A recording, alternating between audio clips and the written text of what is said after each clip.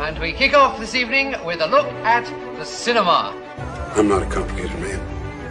I like cinema. It's beautiful, beautiful cinema. Cinema history come to life.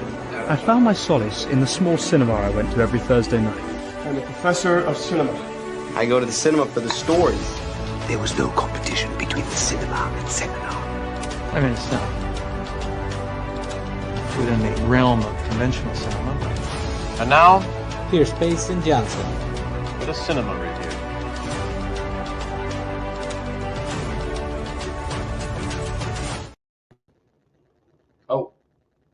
It is Monday, August 24th, 2026, and thank you for joining me for another episode of Cinemaster's Reviews. I'm your host, Pace, and the Cinemaster Johnson, and we have an exciting show this week where we are going to be reviewing two movies, Teenage Sex and Death at Camp Miasma, as well as Tony, the new Anthony Bourdain biopic.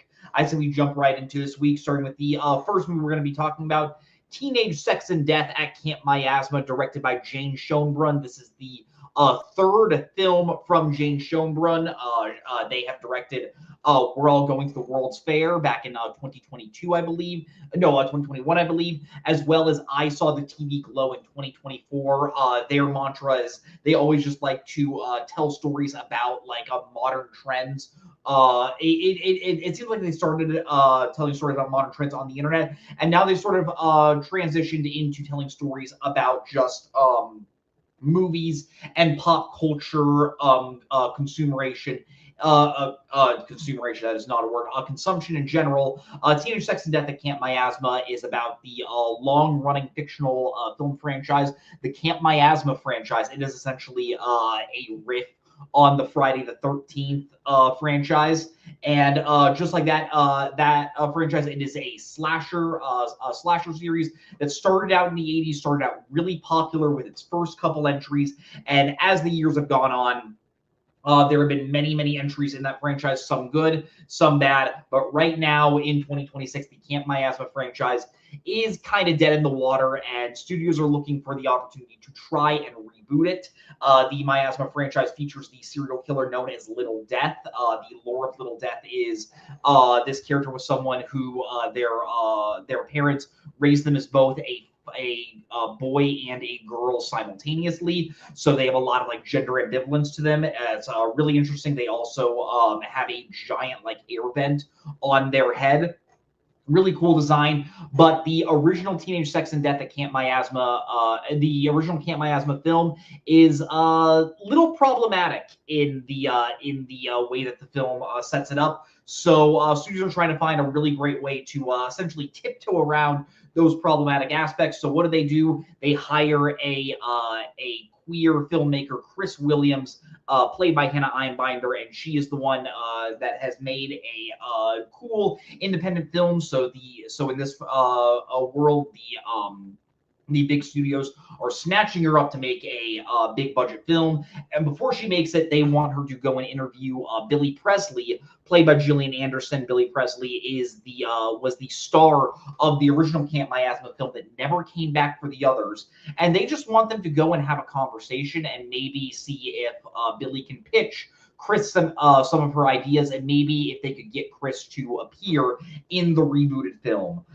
Saying really what happens from there would kind of be a spoiler, but it goes into some very insane and interesting places. A lot of great conversations are had between Einbinder and Anderson, and I loved pretty much every minute of it. This is bar none one of, if not my favorite films of the year so far.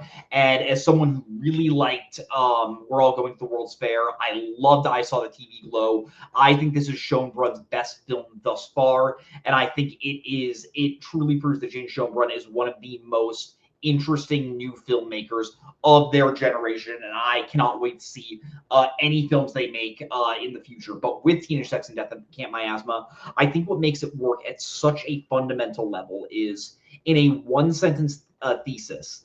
I think this is one of the densest films in everything it's talking about, all the ideas that it is bringing to the plate for the audience to digest. As you walk in the theater, there's going to be so many questions you're going to be asking yourself. You're going to be just thinking about all the conversations that are had.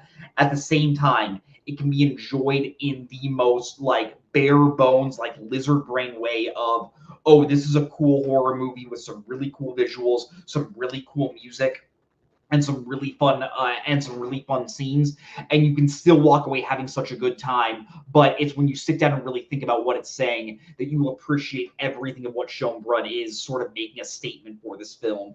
I Saw the TV Glows is a movie I really loved for how it talked about how young people will often find solace in the pop culture they consume at a young age, and how that kind of like shapes them. It also talks about the trans experience. Jane Schoenbrunn is a non-binary filmmaker, and they really talk, and they use that movie to essentially to share their like sort of life story of being someone who was born into a body that they didn't want to be born into, and how that can be. Teenage Sex and Death at Camp Miasma definitely gets into that a lot. Really gets into the into how like we as people sort of like see like sex on screen, and how we sort of like register that from a filmmaking point of view. But the number one thing I just want to point out, this has got to be one of the best movies about movies in the past like 25 years. Like there have been some ones I truly love. Like I love Adaptation, I love Babylon, I love The Fabelmans.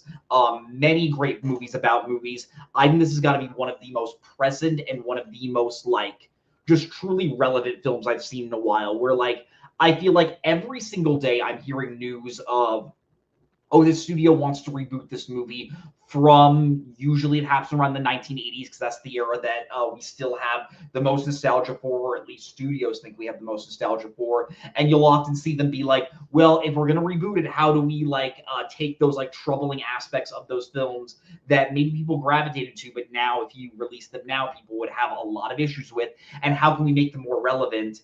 And seeing how they're just like, well, what if we just hire a queer filmmaker? All like there's a scene where Chris is having this big Zoom call, and she wants to give all of her great ideas for what she wants to do for the next Camp Miasma film, and all the studio execs are sort of like, well, why don't you just do what they did with the 80s film?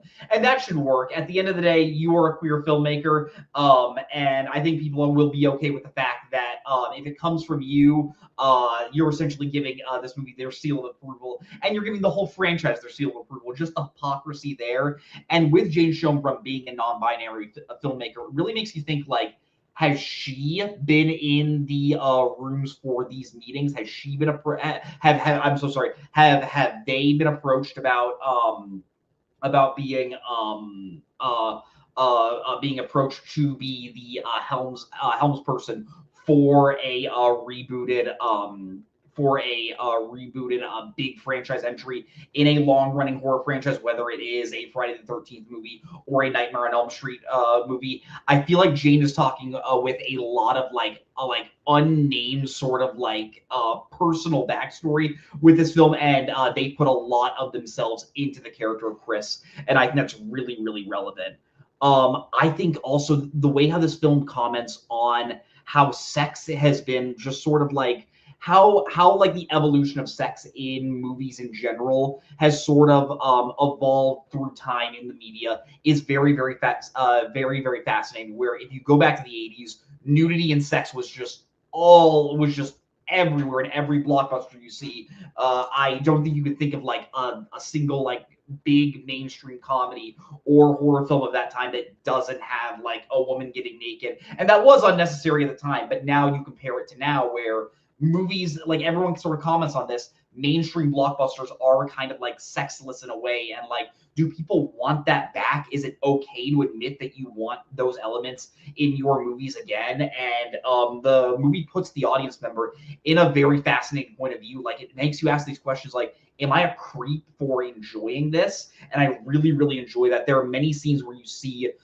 you learn that Chris was fascinated by the Miasma franchise at a very young age, and it essentially made her sort of have her prepubescent awakening, that really sparked these questions in her mind.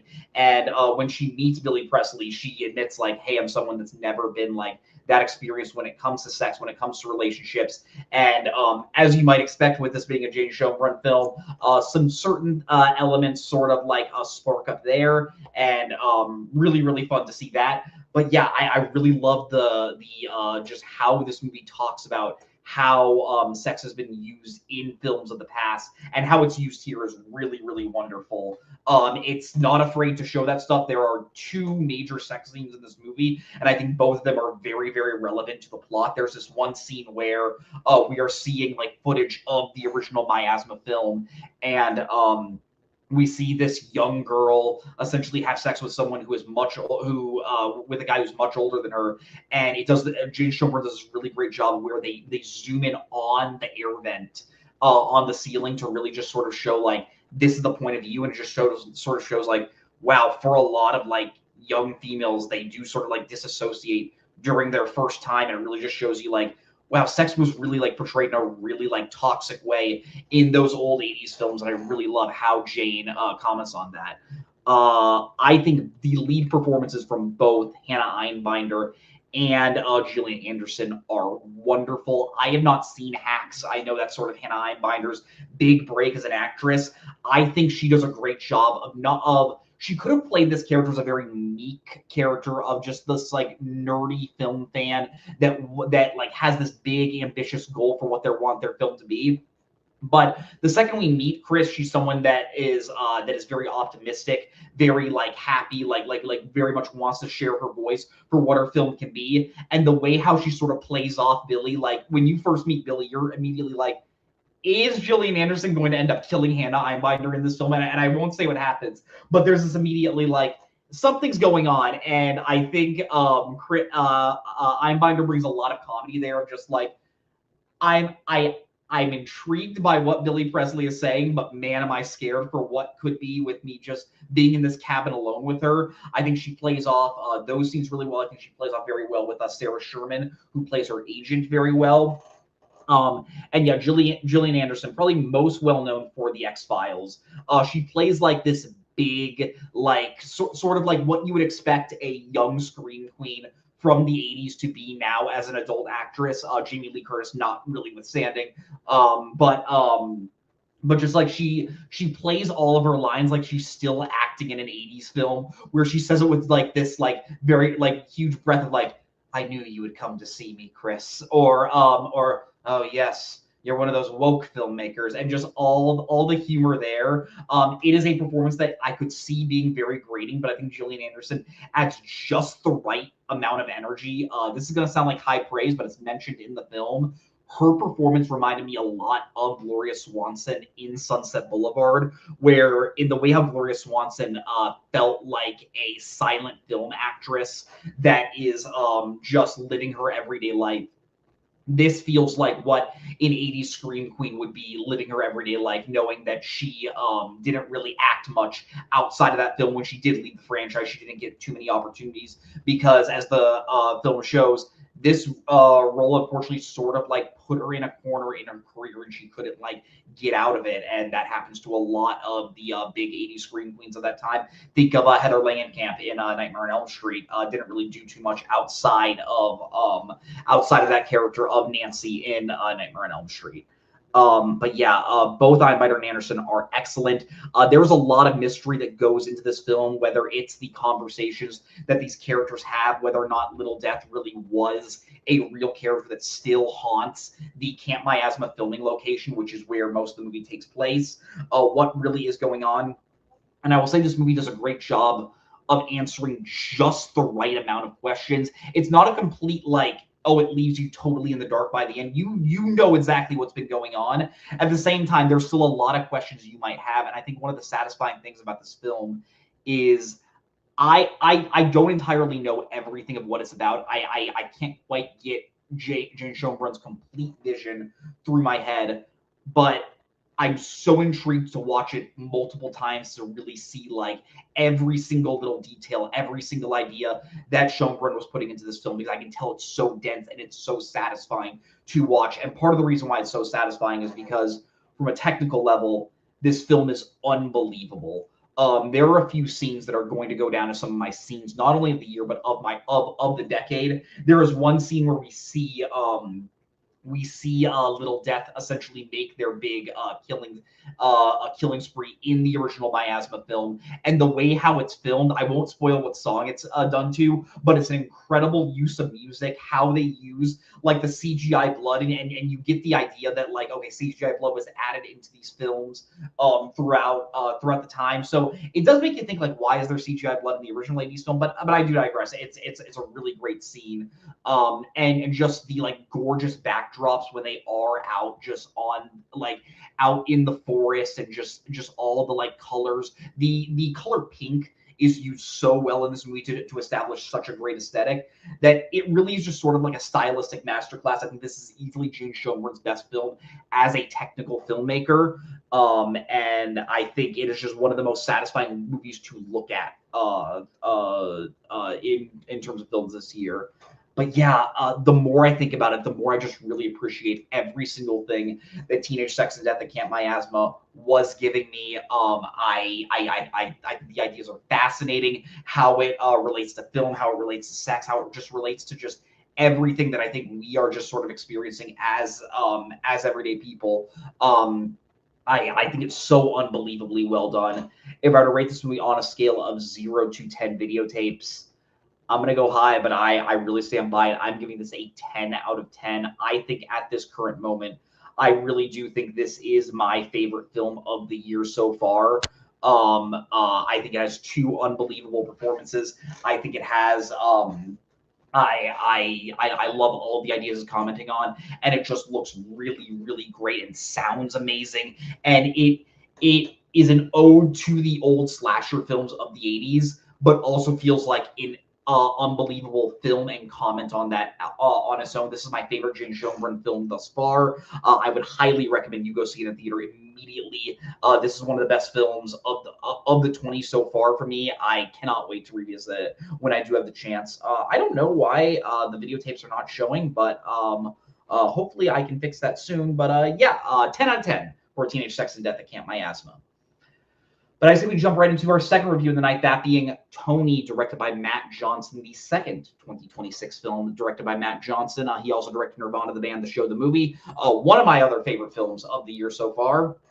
But Tony is a biopic about the life of a young Anthony Bourdain before he became a chef. When we open up on this film, we open up on a young Tony Bourdain, played by Dominic Sessa, if that name sounds familiar. He starred in The Holdovers back in 2023. He was also one of the young magicians in Now You See Me, Now You Don't, that came out last year.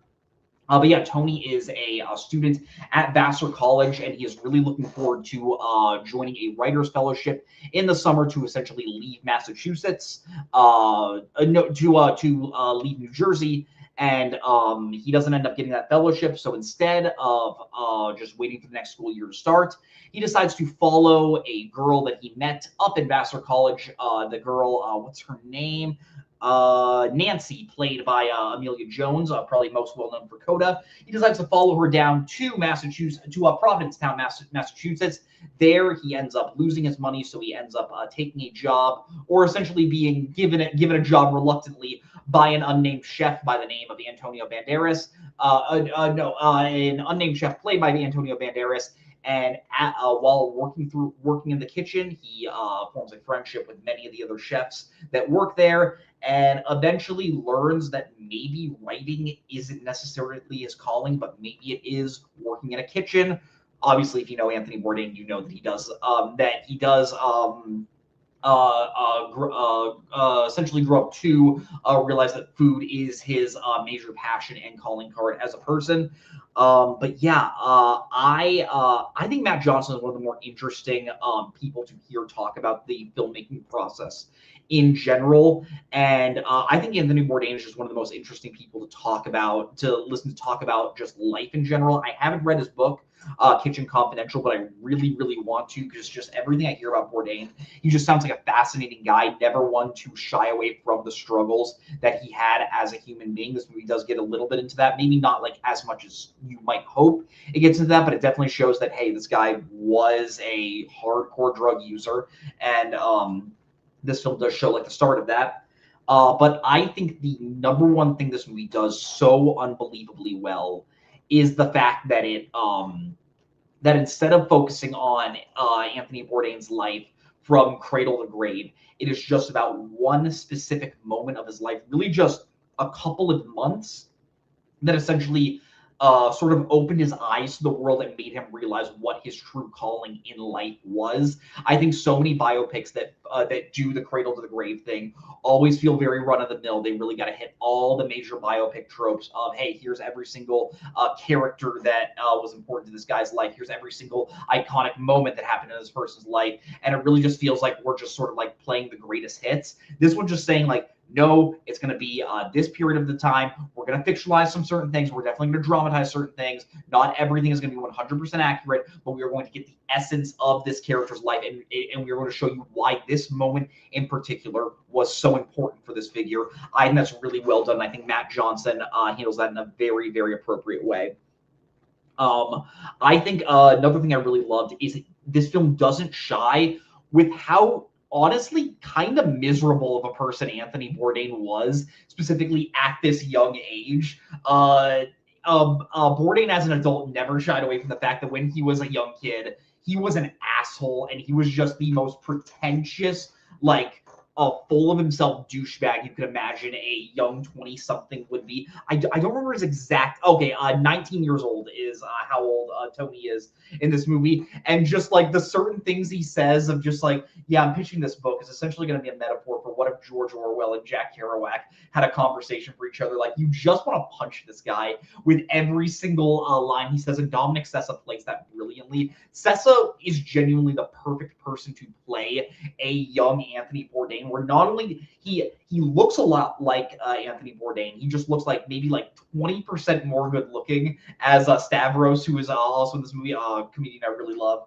So just like 20% more good looking, and he doesn't do like Anthony Bourdain like impersonation in a way of like he doesn't try to like capture his like vocal tone in a way, but he captures that essence so well. And that essence really is just sort of like this guy that thought he was better than everyone. That's like, why am I at this kitchen? Why am I shucking oysters when I should be writing the next great American novel? And slowly, as he starts interacting specifically with Antonio Banderas' character, he starts to realize how much food really means to him, and how maybe his writing can't connect with everyone, but maybe the way he prepares meals and prepares dishes for them can.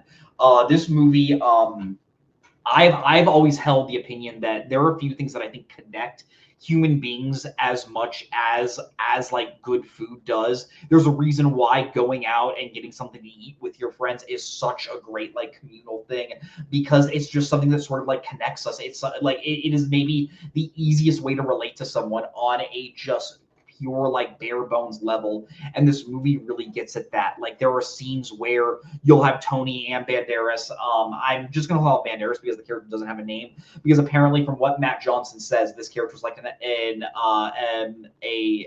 amalgamation of a bunch of different chefs in Anthony Bourdain's life that sort of inspired him. And just like they'll be out at sea like catching oysters in the ocean, or just preparing like great lobster, or just like when Tony's at a bar, and when he's describing oysters for the first time, he said, I tried these with my mom one time, they tasted like the future. And just how just like he sounds so full of himself when he's talking about his writing, but when he talks about food, it's just like he just finds a way to relate to people in like the best way possible. And I think just the way how this movie captures the magic of food preparation is such a special thing. I think the entire kitchen, not only is Sessa great, I think the entire kitchen feels like a family in this film. In the kitchen, Leo Woodall plays Sal, probably the sort of like bad boy of the kitchen. He's the one like supplying everyone drugs to essentially give them like cocaine, so they're always like always cooking in like a really like high fructose way. As I said, Stavros Halkias, one of my favorite comedians, plays a guy just named Stavros in this movie. Every single thing he does, he might have like 10 minutes of screen time in this film, but the first time we see him, he's like trying to like shove an oven close. The guy just knows how to add humor to the film, and he adds a lot of humor of just being the first person that when Tony gets to the kitchen is immediately just like, there's nothing special about you, kid. Go cry to your mommy. Who cares? And he's the one that sort of like breaks Tony's balls in the best way possible. And Stavros does such a good job at doing that. And yeah, Antonio Banderas does such a good job of being this mentor figure of the way he plays it. You can tell he never really hates Tony, but he sees through every single front that Tony tries to put up as a person. And he's like, I'm not going to call you out on it, but I'm going to break you down to the point where you stop doing this and you recognize that you have to make a change in your life and that you are the one that needs to take this step. And I think that's really important for many artists to realize, because I do think Tony, even being a chef, is someone that does realize that he does want to be an artist. Amelia Jones also very good, and you completely understand why he would go to another state to try and chase her down. Also, Amelia Jones, quietly one of the best people at accents. I've seen her in a few things. I've seen Coda, I've seen Task, I've seen Tony now. Never is one that really uses her natural English accent, and she's fooled me because I think her American accent is excellent. If I were to say one major negative I think this film does have is the second he does get to Massachusetts and he sees Nancy for the first time, the entire film Tony is always someone who's lying about saying like, yeah, I came down here just to because this is where the writers fellowship sent me, so I just got to do some research down here. Really just spying on Antonio Banderas' character in this kitchen and just trying to get some research notes. The entire movie is doing the big whole like liar reveal scene, so we are sort of snowballing to like, okay, we're gonna hit the point where he has to tell Nancy, hey, I'm not really down here for a fellowship. I came here just to follow you, and there we're just gonna have the big like blow up scene about what happens. And yes, while I do think that storytelling idea is a little bit annoying, I think the way how this movie concludes as a whole, it concludes in a really, really strong way where, hey, Tony doesn't necessarily lose, but he doesn't get everything he's been striving out for. He doesn't win in like the most like heck yeah buddy way. And I think it comes to a very adult conclusion with how just it shows the small time, like really just a few months, one summer in this kitchen really changed him and changed his whole outlook on life and how he carried himself as a person. If I were to rate this movie on a scale of 0 to 10 videotapes, not going as high as Teenage Sex and Death at Camp Miasma, but still going very high. I'm going to give it an 8.5 out of 10. As far as I'm concerned, I think Matt Johnson has directed 2 of the best films of 2026, Nirvana the Man, the show, the movie, as well as Tony. I would highly recommend you go see this movie. It's one I really feel like I can recommend to anyone, of just like, if you just like feel good stories about real people sort of like finding themselves, Tony is going to be one you're really going to enjoy. And yeah, really looking forward to see what Matt Johnson does next, and really looking forward to see what Dominic Sessa does next. But that just about does it for our show. Thank you all for watching. Remember to like this video and subscribe to the video store. It helps grow our channel a lot. Next week, I'm hoping that I'm going to be able to review The Dog Stars. This is the new Ridley Scott movie, as well as Coyote versus Acme. It feels like that movie's been pushed back so many times that I'm excited to finally see it. Thank you all for tuning in, and as always, watch more movies. And the award for most vapid film review of the century goes to... Okay, movie review. Okay, I thought it was beauty. And he's now in cinema hell, where one day we'll all be reunited. This is me at the Regal Cinema crying as I did through much of the film.